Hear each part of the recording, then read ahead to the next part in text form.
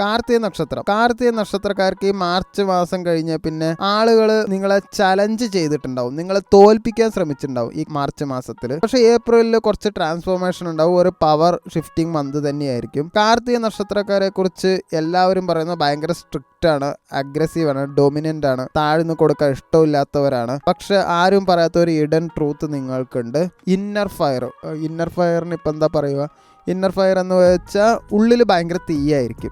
നിങ്ങൾ കാമായി ഇരിക്കുമ്പോഴും ഉള്ളിലൊരു ഫയർ ആൾവേസ് ബേൺ ചെയ്തും കൊണ്ടേയിരിക്കും. നിങ്ങളെ ഒരാൾ ട്രീറ്റ് ചെയ്താൽ നിങ്ങളത് മറക്കില്ല, പക്ഷെ നിങ്ങൾ ക്ഷമിച്ചു വിടും, പക്ഷെ ഒരിക്കലും മറക്കില്ല. വേറെ പെർഫെക്ഷൻ മൈൻഡ് സെറ്റ് ആണ്. എന്ത് കാര്യം പെർഫെക്റ്റ് ആയിട്ട് ചെയ്യണമെന്ന് ആഗ്രഹം ഉണ്ടാവും, ചെയ്തുകൊണ്ടിരിക്കും. അതുകൊണ്ട് ചിലപ്പോൾ റിസൾട്ടും വരില്ല, കാരണം അതിന്റെ ഫലം നിങ്ങൾക്ക് ഡിപ്രഷൻ ആയിരിക്കും ഉണ്ടാവുക. റിലേഷൻഷിപ്പിൽ പോലും ഒരു ഹൈ സ്റ്റാൻഡാണ്, താഴ്ന്നു കൊടുക്കില്ല എന്നുള്ളൊരു വിചാരമാണ്. ഇതൊരു പ്രോബ്ലമാണ്. നിങ്ങൾക്ക് മാച്ച് ആവുന്ന ആളുകൾ വളരെ കുറവാണ്. അതുകൊണ്ട് നിങ്ങൾ കൂടുതൽ സിംഗിൾ ആയിരിക്കും. നിങ്ങളുടെ ഡാർക്ക് സൈഡ് എന്താ വെച്ചാൽ, നിങ്ങൾ ആങ്കർ കൺട്രോൾ ചെയ്തില്ലെങ്കിൽ നല്ല പ്രോബ്ലം ഉണ്ടാവും, ഈഗോ ക്ലാഷ് ഉണ്ടാവും, ഡൊമിനേറ്റിംഗ് നേച്ചർ കൂടുതലാണ്, നല്ല ലീഡർഷിപ്പും ഉണ്ട്, നല്ല ഡിസിപ്ലിനും ഉണ്ടാവും, സ്ട്രോങ് ഡിസിഷൻ മേക്കിംഗ് ആവും. ഒറ്റ കാര്യത്തിൽ നിങ്ങൾ എപ്പോഴും ഒരു തീരുമാനത്തിൽ മാത്രമേ എപ്പോഴും നിൽക്കാറുണ്ട്. നിങ്ങളൊരു കാര്യം ഡിസൈഡ് ചെയ്താൽ അത് കംപ്ലീറ്റ് ചെയ്യാതെ വിടില്ല. ഈ കഴിഞ്ഞ മാർച്ച് മാസത്തിൽ നിങ്ങൾക്ക് പ്രഷറും കോൺഫ്ലിക്റ്റും ഉള്ള ഒരു മന്തായിരുന്നു. ഓഫീസിൽ കോൺഫ്ലിക്റ്റ് ഉണ്ടായിരുന്നു, അതോറിറ്റി ആയിട്ട് ഇഷ്യൂ, ബോസ് ആയിട്ട് വെറുതെ തർക്കം, അതും കൊളീഗായിട്ടുള്ള ക്ലാഷ്.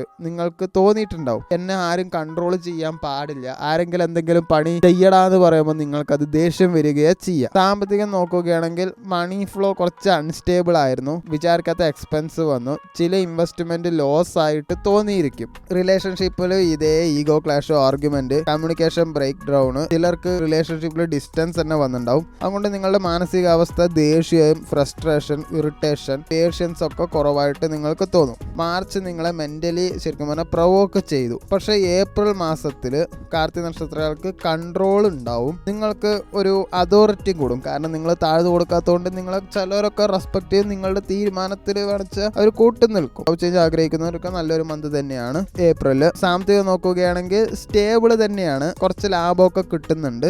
ഇൻവെസ്റ്റ്മെന്റ് എന്തായാലും കുറച്ച് ഇംപ്രൂവ് ചെയ്യണം. പക്ഷെ ഒരു വാണിങ്, വെറുതെ ഓരോന്ന് വാങ്ങിക്കൂട്ടരുത്. ശമ്പളമൊക്കെ കിട്ടുകയാണെങ്കിൽ ആദ്യം തന്നെ 65% ഒരു ഇൻവെസ്റ്റ്മെന്റിലേക്ക് നിങ്ങൾ മാറ്റി വെക്കണം.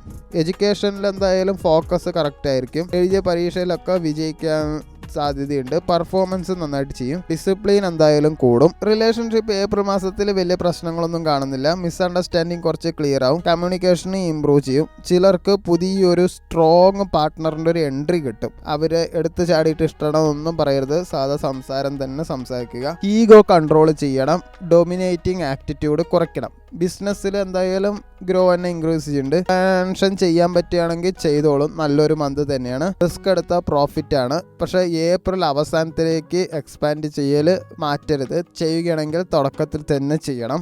ഏപ്രിൽ ഒരു ചെറിയ പ്രസൻസ് നിങ്ങൾക്ക് നന്നായിട്ട് തോന്നും. അതുകൊണ്ട് എപ്പോഴും രാവിലെ എണീച്ചതും കുളിക്കാൻ ശ്രമിക്കുക. നിങ്ങൾ റൂമിൽ വന്നാൽ ആളുകൾ നോട്ടീസ് ചെയ്യുന്ന വിധത്തിൽ നിങ്ങൾ എന്തായാലും എപ്പോഴും കോസ്റ്റ്യൂം ഏപ്രിലിൽ ധരിക്കാൻ ശ്രമിക്കണം. നിങ്ങളുടെ കോൺഫിഡൻസ്, ആറ്റിറ്റ്യൂഡ് ആളുകളെ എന്തായാലും അട്രാക്ട് ചെയ്യും. പ്രത്യേകിച്ച് നിങ്ങളെ ഒപ്പോസ് ചെയ്തവർ നിങ്ങളെ റെസ്പെക്റ്റ് ചെയ്യാൻ തുടങ്ങും.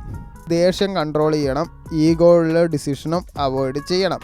ഞാൻ ഇടയിലിടയിൽ അറിയാണ്ട് കുറേ ഇംഗ്ലീഷ് വാക്കുകൾ പറഞ്ഞു പോകുന്നുണ്ട്. പരമാവധി ഞാൻ കൺട്രോൾ ചെയ്യാൻ ശ്രമിക്കുന്നുണ്ട്. അതങ്ങനെ പറഞ്ഞു പോകുമ്പോൾ വന്നു പോകുന്നതാണ്. അപ്പോൾ അതിൽ മനസ്സിലാവാത്ത എന്തെങ്കിലും ഉണ്ടെങ്കിൽ നിങ്ങൾക്ക് നേരിട്ട് വിളിക്കാം, അല്ലെങ്കിൽ ഞാൻ ഇപ്പോൾ തന്നെ ഒരു ക്ഷമ ചോദിക്കുന്നു.